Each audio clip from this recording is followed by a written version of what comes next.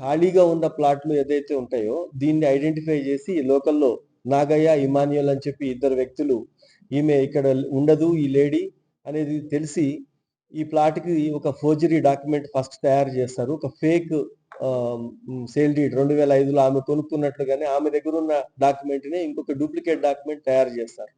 చేసి దాన్ని కెనడా నుంచి ఒక వ్యక్తి ఈ ఏదైతే ఓనర్ ఉన్నారో వినీతా చౌదరి ఆమె ఇక్కడ లేదు కెనడాలో ఉంది అని చెప్తూ కెనడా నుంచి ఒక జీపీఏ అక్కడి నుంచి వచ్చినట్లుగా కూడా ఒకటి కోటిలోనే రబ్బర్ స్టాంప్ తయారు చేసి దాన్ని స్టాంప్ తయారు చేసి ఒక జీపీఏ చేస్తారు.